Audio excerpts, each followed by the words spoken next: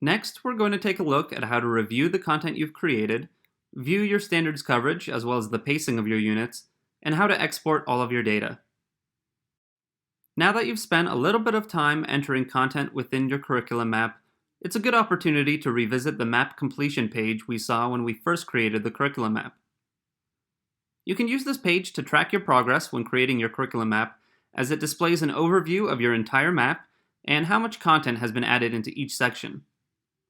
You can use this view to see a stacked comparison of any given field across all of your units, and can see where some of your content may be lacking or needing further development.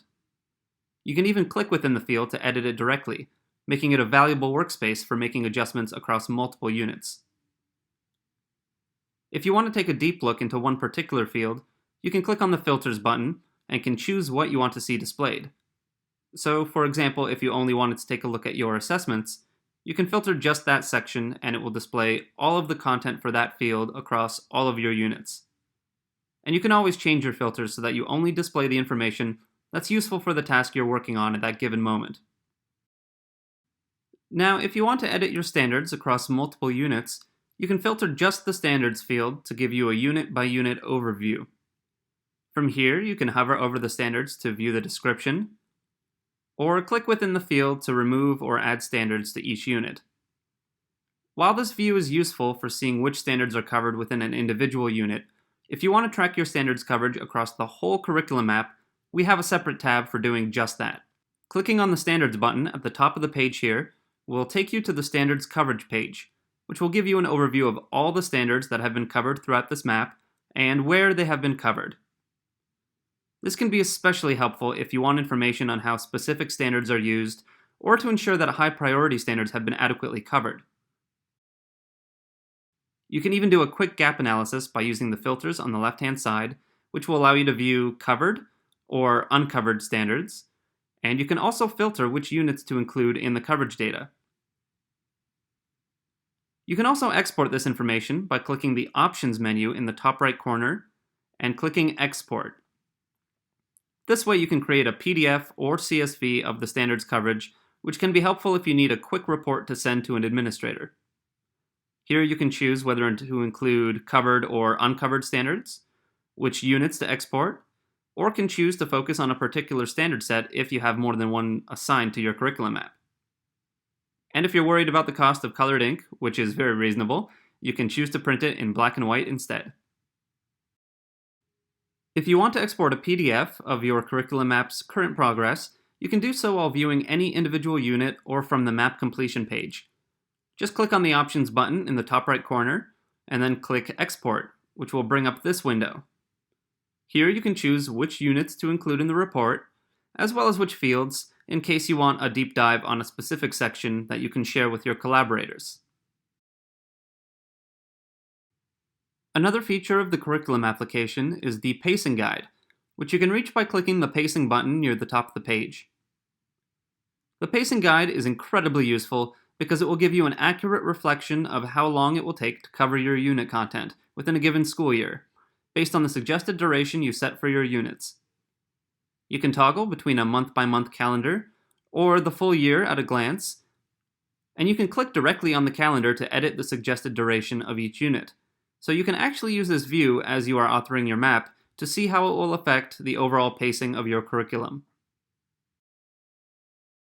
On the left-hand side, you can change the suggested start date to better suit your school year, and click here to edit the settings of your pacing guide, such as which days of the week are designated as teaching days in your school, or adjust the lesson pacing if your units are not being taught consecutively. And you can even export the pacing guide as a PDF by clicking the Options button in the top right corner of this page, then clicking Export.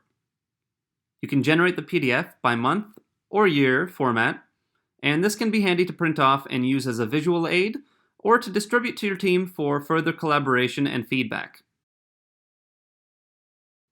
For reviewing your curriculum map progress, I want to quickly highlight the Activity History tab, which will give you a brief timeline of the most recent progress made on the curriculum map, as well as showing you which creators have been making those edits. This is especially useful if you have multiple curriculum writers collaborating on the same map and want to keep track of where the bulk of the work is being done. I highly recommend you take some time to explore and play around with the features of the curriculum application so that you better understand what is available to you as a curriculum author.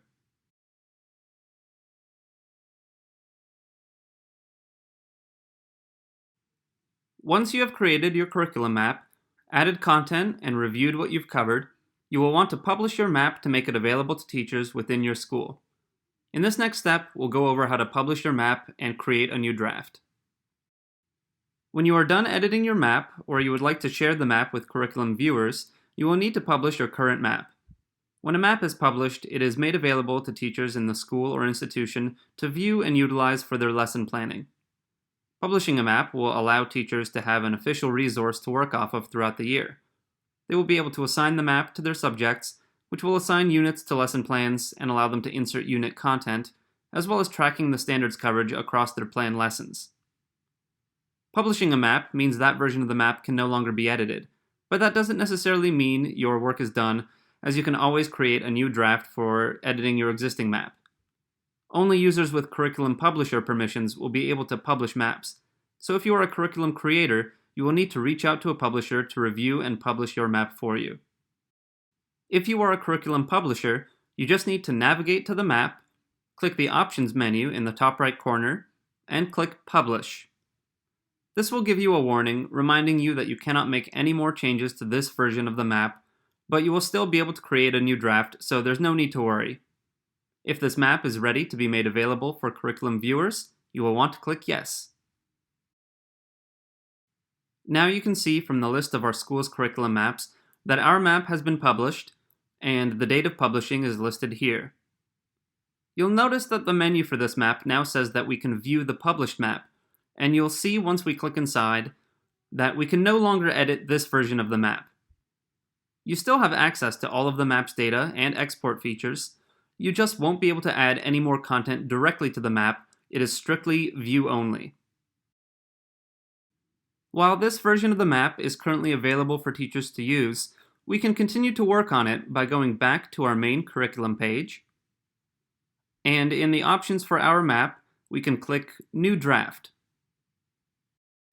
This will create a copy of the current published map, so depending on the amount of content, it may take a little bit of time to generate.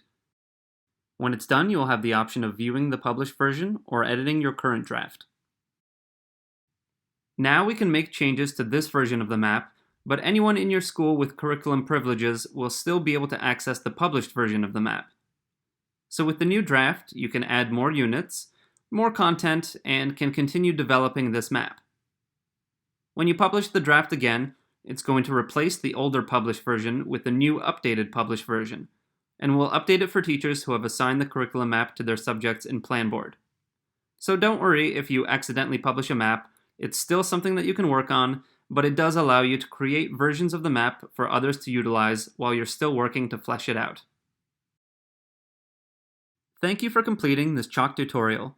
We don't expect you to already be an expert, so we have a few support channels that you can review when you need help. We have our online knowledge base with articles on all of our apps that can answer many questions. Within the application, you can reach this from the top right-hand corner through the question mark icon. We also have our in-app live chat. You can click on the live chat icon within our apps to see the available hours where you can speak with one of our live agents one-on-one with any questions that you might have. If you want to reach us after hours, we also have our 24-hour email support. Feel free to email us at support@chalk.com anytime you like, and we will get back to you within 24 hours.